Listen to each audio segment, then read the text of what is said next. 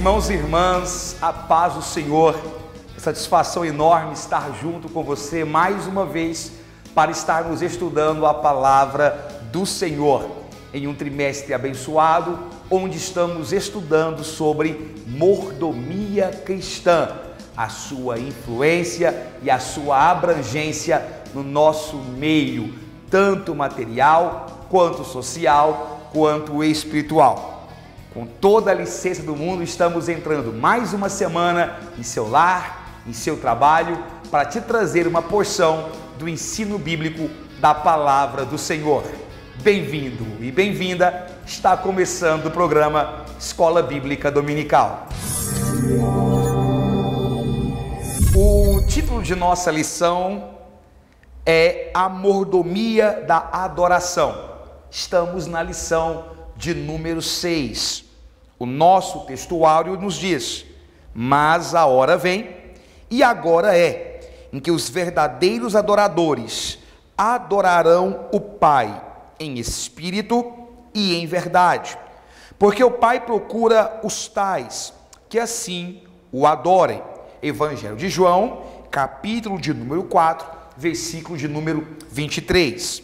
A nossa verdade prática nos diz: Deus procura os verdadeiros adoradores e não as celebridades. Uma forte verdade aplicada que fica como referência para nos nortear ao longo desse estudo. A nossa leitura em clássica é uma passagem extremamente conhecida da igreja, que está no Evangelho de João, capítulo 4, do verso 19 ao verso 26, nós não faremos a leitura por uma questão de tempo, mas vale a pena citar que é o episódio que Cristo se encontra à beira de um poço com a mulher chamada de mulher samaritana. Muito bem, meus irmãos, o objetivo nosso hoje, com esta lição, é estudarmos um pouco mais sobre o papel ativo que nós temos diante de Deus e do corpo eclesiástico, do corpo da igreja, naquilo que nós chamamos de adoração. Adoração, que é um termo extremamente comum, extremamente utilizado em nosso dia a dia, em nossos eventos, em materiais publicitários que envolvem igreja e em grandes aglomerações. Mas o que é adoração? Qual é o significado dela? O que a Bíblia nos diz sobre a adoração? Qual é a verdadeira adoração? E acima de tudo, como adorar ao Senhor? Existe uma maneira, existe uma liturgia pré-fixada? Qual é a nossa atitude diante do ato de adoração? Para isso, nós vamos para o primeiro tópico de nossa lição, e o primeiro tópico da lição aborda justamente essa pergunta: o que é adoração? O que é adoração? É um questionamento pertinente para que nós possamos entender o que diz a verdade santa sobre este tópico. Inicialmente, é bom nós refletirmos sobre o que é adorar em termos de ação. Quando nós falamos em adorar, vem-nos à mente algumas expressões, alguns gestos, alguns atos. Por exemplo, quando falamos em adoração, nós pensamos no ato de orar, por exemplo. Nós pensamos no ato de cantar um hino. Pensamos também em levantar as mãos, um ato comum, nos ajoelhar, juntar as nossas mãos, fazer a flexão, a de genuflexão. Existem várias coisas que nos vêm à mente quando usamos a expressão adorar. Para entender melhor o que significa essa expressão, é interessante olharmos para os originais da Bíblia Sagrada. E é isso que o autor nos convida a fazer no tópico 1. Primeiro, Quando olhamos para a Bíblia Sagrada, nós diferenciamos a Bíblia em duas partes bem distintas. Nós temos o Antigo Testamento e o Novo Testamento. Essas duas partes da Bíblia foram escritas em linguagens distintas. Enquanto boa parte do Antigo Testamento foi escrito em aramaico e outra parte em hebraico, o Novo Testamento, em geral, foi escrito na língua grega, a língua koiné, a língua grega koiné, ou grego comum. No Antigo Testamento, nós temos algumas expressões para adoração. A primeira delas, e provavelmente a mais comum, é a expressão shahá. Shahá é um termo bastante comum no Antigo Testamento e aparece cerca de 100 vezes. Essa numeração não é tão precisa assim, pois de uma tradução para outra pode haver a substituição por um termo. A expressão shahá está ligada ao ato de curvar-se, certo? Ou seja, flexionar, ajoelhar. Em outras palavras, a expressão shahá, ou a palavra shahá, está associada com a ideia de reverência. Eu vou, inclusive, destacar isso aqui para você. Mas além da expressão shahá, nós temos um outro verbo. Eu quero que você preste bem atenção. Shahá significa reverência, respeito, prostrar-se, render-se. Por outro lado, também temos a palavra abad. A palavra abad também é hebraica e tem uma pequena diferença. Essa palavra abad significa oferecer um serviço de adoração. Vou passar aqui para cima, tá? Um serviço de adoração. Mais especificamente, podemos pensar em liturgia. A grande diferença é que na expressão abad destaca-se o sentido de você prestar um serviço, mordomia. Lembra que mordomia é cuidar, ser tutor, tutelar uma ação? Portanto, shahá e abad são expressões diferentes que carregam uma semântica distinta para o mesmo ato. Ou seja, vamos refletir? Da mesma forma como a adoração pressupõe reverência, respeito, curvar-se perante, render-se, a adoração também significa prestar um serviço, debruçar. Isso quer dizer que adorar a Deus não é um ato passivo. Eu vou até escrever isso aqui para você. A adoração não é um ato passivo. Ou seja, muitas pessoas acham que podem permanecer como estão. Não, a adoração é uma ação efetiva, ativa, de você trabalhar para Deus. Amém? Quando a gente pensa na adoração do Antigo Testamento, você vai lembrar que o culto ele era centrado em um ambiente. Nós conversamos sobre isso na revista passada, onde nós vimos que o culto era centrado no tabernáculo. A posteriori, este culto passou a ser centrado no grande templo de Jerusalém.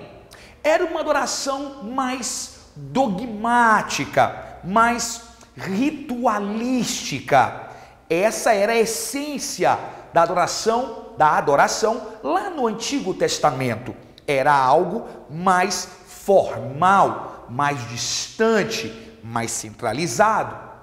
Já no Novo Testamento, nós temos algumas mudanças sensíveis. Nós vamos fazer aqui uma diferenciação para os irmãos, pensando agora no Novo Testamento.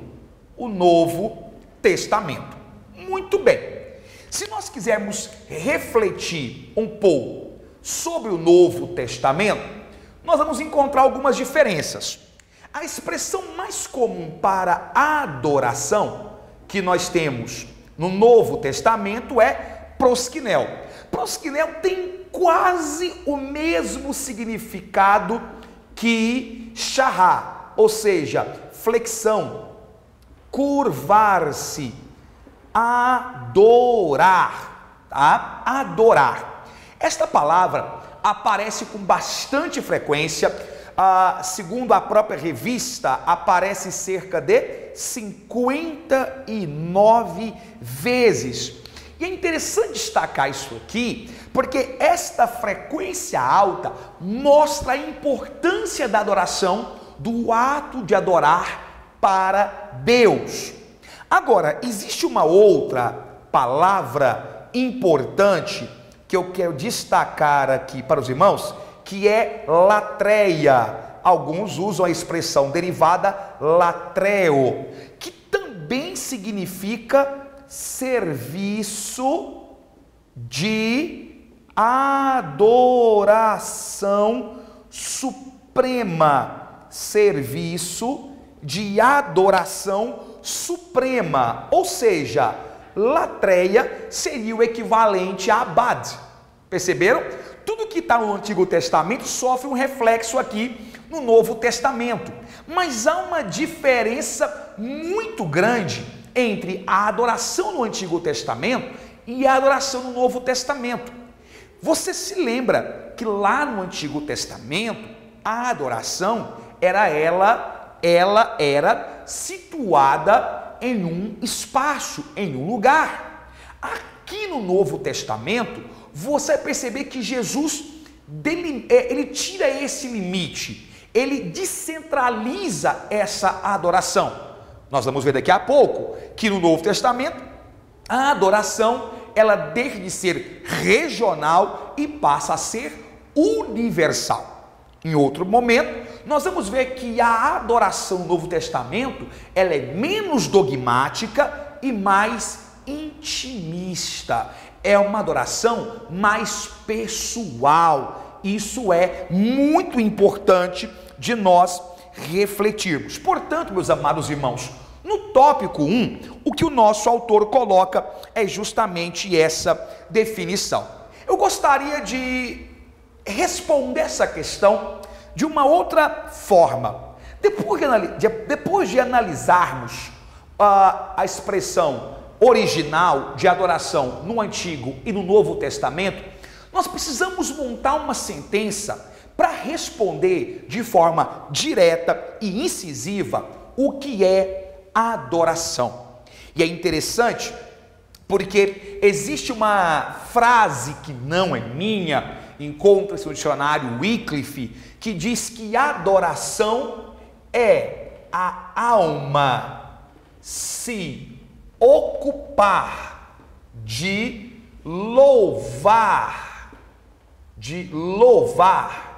ao Senhor.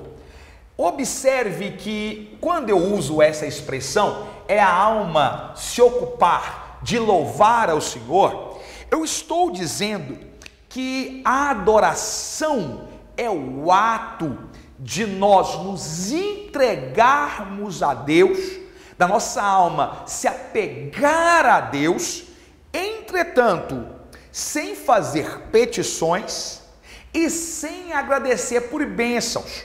Claro que fazer petições e agradecer por bênçãos faz parte do momento litúrgico de louvor a Deus. Entretanto, a adoração verdadeira tem uma palavra que eu quero que você destaque: a adoração genuína, ou seja, a adoração real, ela está envolvida com o que nós chamamos de incondicionalidade. O que é isso, professor? Incondicionalidade quer dizer o seguinte: nós estamos louvando a Deus simplesmente por Ele ser Deus. Consegue entender? Nós não estamos pedindo nada, nós não estamos agradecendo por uma bênção que recebemos. A adoração genuína é quando nós levantamos a mão e louvamos ao Senhor com glórias a Deus, com aleluias, simplesmente por Ele ser Deus, independente do que Ele fez, independente do que Ele fará. Nós não colocamos condição para louvar ao Senhor, nós não colocamos se ou baseado em, alicerçado em um fato pré, não, nós louvamos ao Senhor porque Ele é Deus e a sua misericórdia já nos basta, a sua graça já nos é suficiente. A adoração genuína pressupõe incondicionalidade. Anote aí, é o ato da alma ocupar-se de Deus, louvando por tudo que Ele é. Glórias a Deus por isso. E o nosso tópico 2 traz um questionamento interessante. Ele traz a seguinte pergunta: como adorar a Deus? Como adorar a Deus? Como adorar a Deus? Nós já tínhamos uma pergunta: o que é adoração? Já temos uma resposta que o irmão, você professor, professora, pode incrementar como achar melhor. Isso aqui não é um fim em si mesmo. Mas o que é adorar a Deus? Ou melhor, como adorar a Deus? E agora eu quero voltar na leitura bíblica que nós fizemos. Quando você, professor, professora, aluno que me escuta, começa a ler esta passagem, vem assim uma pergunta para nós: por que é que havia essa rixa entre samaritanos e judeus? E qual o sentido da pergunta que Deus faz para aquela mulher, Jesus faz para aquela mulher? Bom, primeiro, é bom lembrar que quando há a divisão dos reinos, 10 tribos sobre o reinado de Jeroboão, 2 sobre o reinado de Roboão. Roboão ficou com a tribo de Benjamim, a tribo de Judá, e as outras 10 tribos ficaram com Jeroboão. Você vai ver que uma nação, que é o chamado Reino do Norte, estabeleceu a sua capital em Samaria. As 10 tribos que ficaram juntas colocaram Samaria como as 10 tribos, enquanto que a tribo de Judá e a tribo de Benjamim colocaram Jerusalém como a sua capital. Então Israel ficou fragmentado em 2 partes.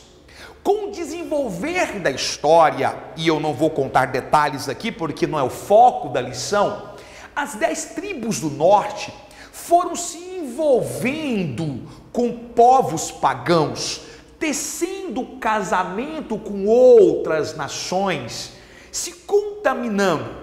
A tribo de Judá se manteve um pouco afastado disso, embora também houve os momentos em que ela vacilou em termos espirituais, mas foi menos inconstante do que as 10 tribos do norte. Portanto, as tribos do sul olhavam para as do norte como sendo irmãos degenerados, como sendo pessoas que haviam se corrompido, e de tal maneira que chegou num ponto que separaram até os cultos. Existia uma ordem sacerdotal das tribos do norte, lembra? Capital Samaria, e existia uma ascendência sacerdotal em Jerusalém, ou seja, as tribos do sul. As tribos do norte, capital Samaria, adoravam a Deus em um monte chamado de Monte Gerizim. Já as tribos do sul, Judá e Benjamim, adoravam ao Senhor no grande templo em Jerusalém. Essa rixa permaneceu durante muitos anos e ela foi mais exacerbada nos tempos de Cristo.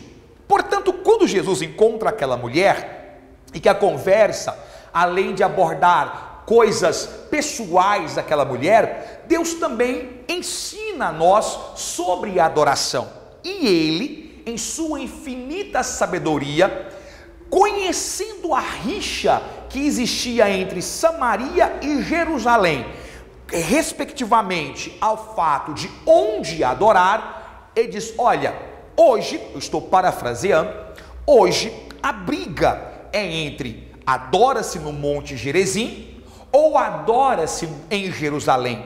Porém, chegará o dia em que os verdadeiros adoradores, aí vem duas condições: adorarão em espírito e em verdade. Vem comigo aqui. Nós temos aqui duas maneiras então de como adorar ao Senhor. A primeira maneira de como adorar ao Senhor, adorar a Deus, é adorar em espírito. Bom, o que significa adorar em espírito?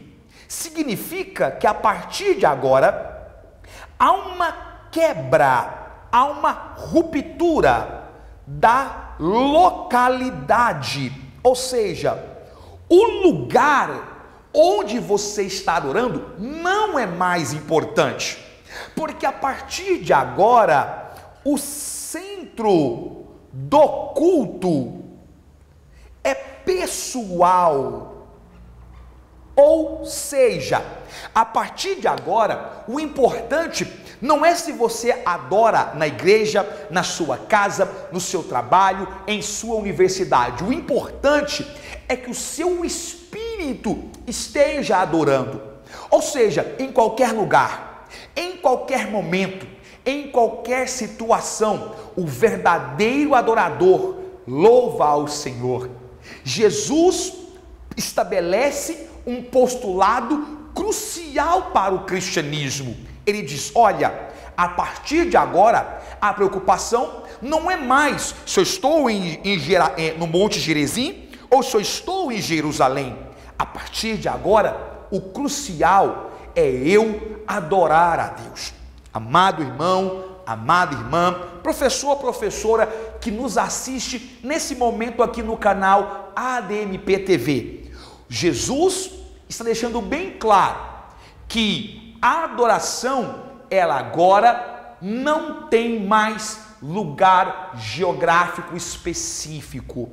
Ou seja, nós temos agora uma adoração universal. Glórias a Deus por isso.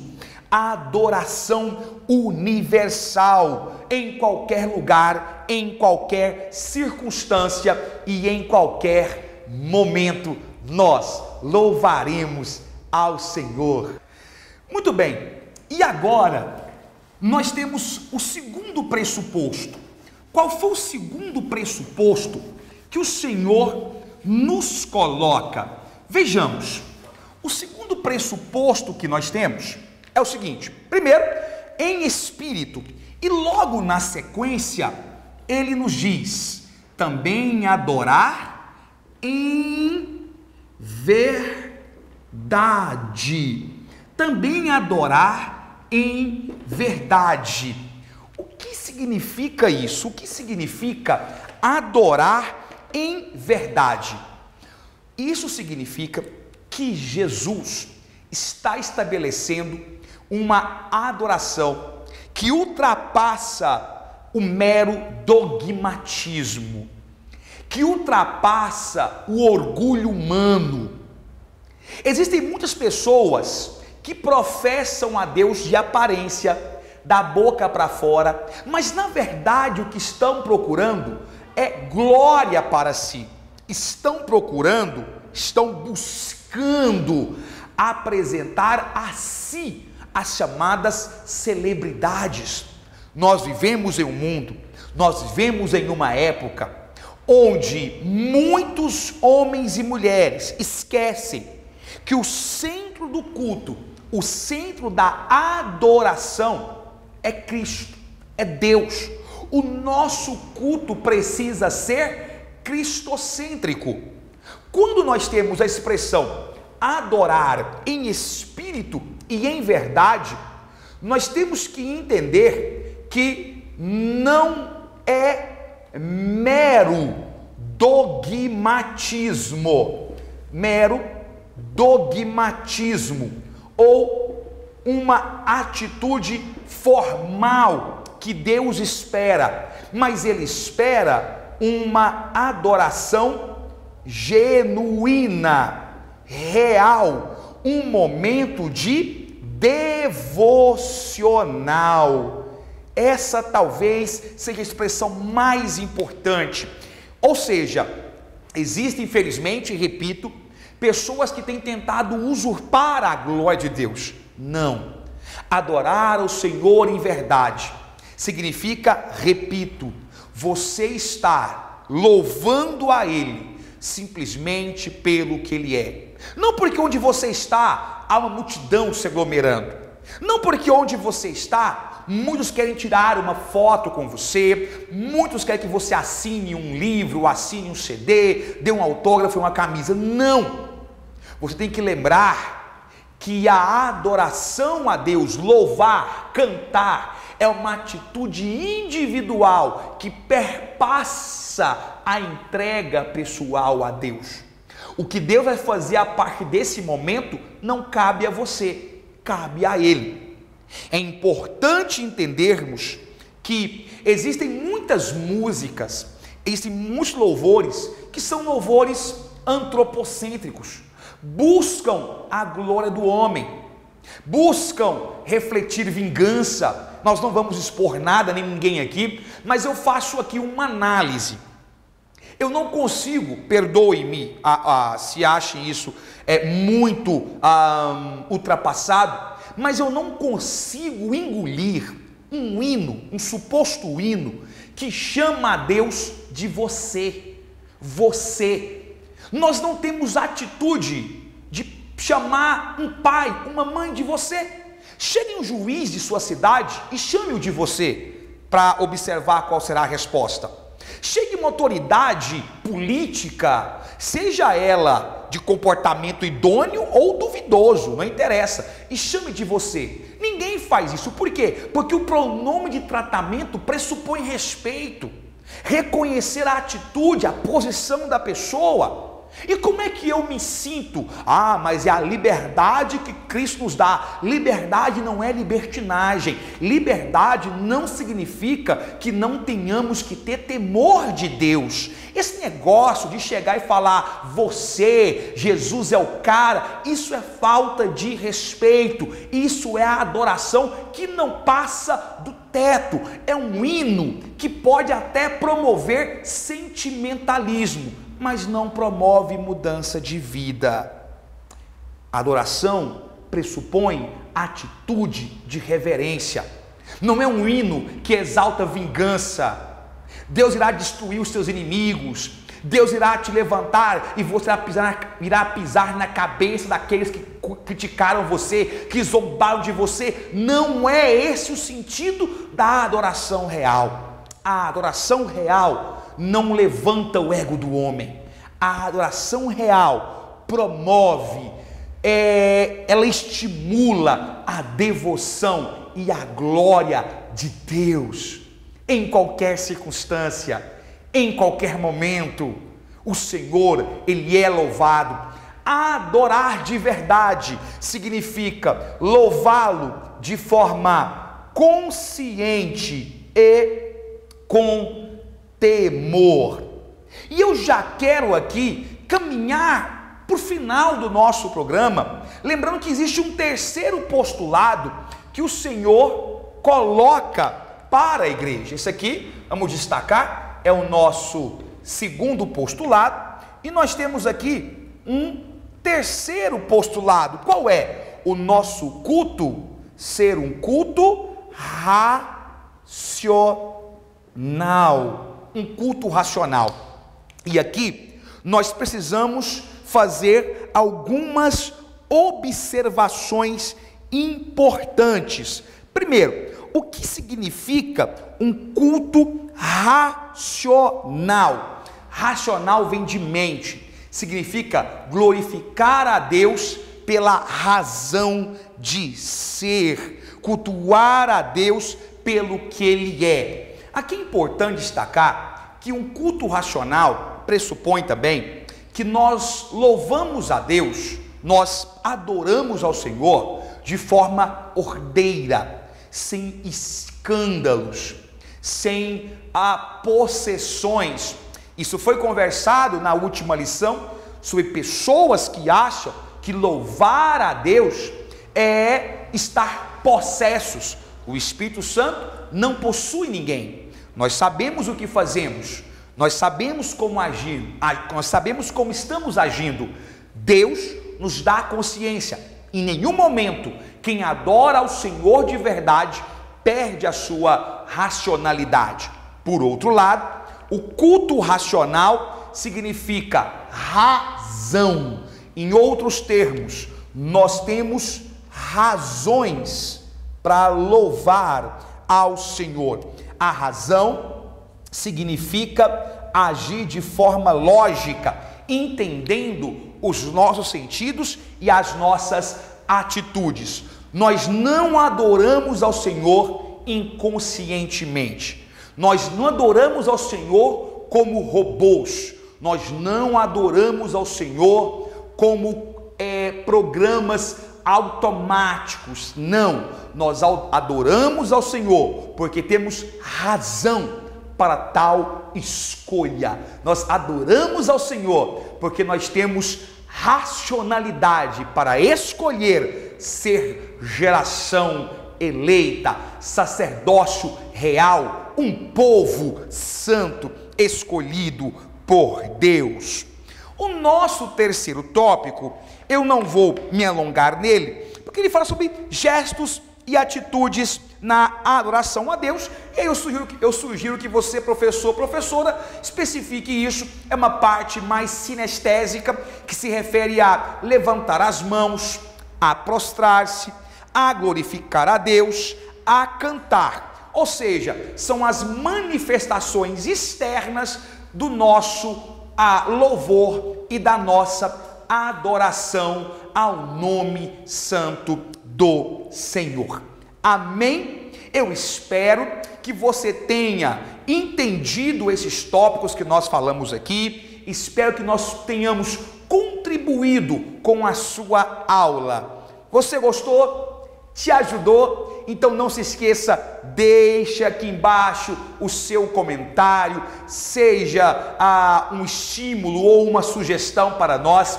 Tem um sininho logo aqui. Se você é um inscrito, verifique se o sininho aqui está ativado. Ativando o nosso sininho, entrou vídeo novo aqui no canal ADMP TV, você já será notificado. Não é um inscrito? Meu Deus, está perdendo tempo.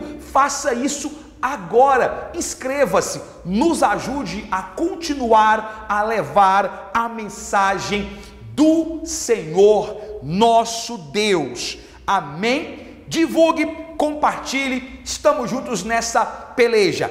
Na semana que vem, se Deus quiser, estaremos juntos para mais uma maravilhosa lição aqui no programa Escola Bíblica Dominical. Que Cristo Jesus te abençoe sempre mais.